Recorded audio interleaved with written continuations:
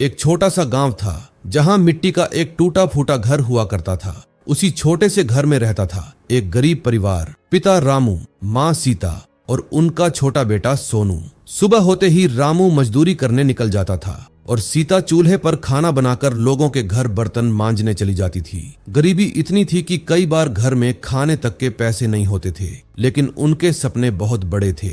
उनका बेटा सोनू पढ़ लिख कर बड़ा आदमी बने, बस यही उनकी जिंदगी का सबसे बड़ा सपना था। सोनू रोज पुराने कपड़े पहनकर स्कूल जाता था। उसके जूते टूटे हुए थे, लेकिन उसके इरादे मजबूत थे।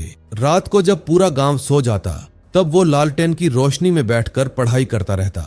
एक दिन स्कूल में मास्टर जी ने कहा, जिस बच्चे की फीस जमा नहीं होगी वो परीक्षा में नहीं बैठ पाएगा। ये सुनते ही सोनू डर गया, क्योंकि उसे पता था कि उसके घर में पैसे नहीं हैं। वो चुपचाप घर पहुंचा और अपनी माँ से धीरे से पूछा, माँ फीस भर जाएगी ना? माँ ने मुस्कुराने की कोशिश की, लेकिन उसकी आंखों में आंसू आ गए, क्योंकि घर में सिर्फ कुछ ही रुपये बचे थे। रात को जब रामू मजदूरी करके घर लौटा, तब सीता ने फीस वाली बात बताई। कुछ देर तक रामू चुप बैठा रहा, फिर उसने अपने बेटे की तरफ देखा और बोला, मेरा बेटा पढ़ेगा, चाहे मुझे कुछ भी करना पड़े।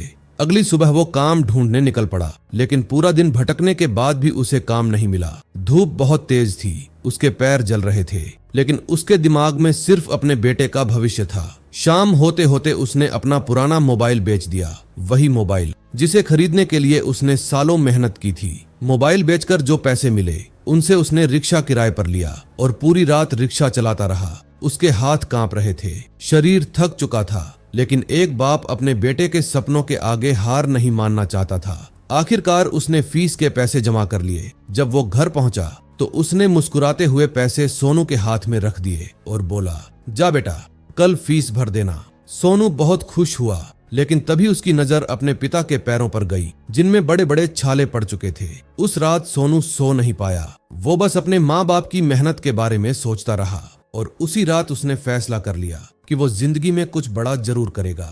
इसके बाद सोनू दिन रात मेहनत करने लगा। गांव के बाकी बच्चे खेलते रहते, लेकिन वो पढ़ाई करता रहता। कई रातें ऐसी आईं जब पूरा परिवार भूखा सोया।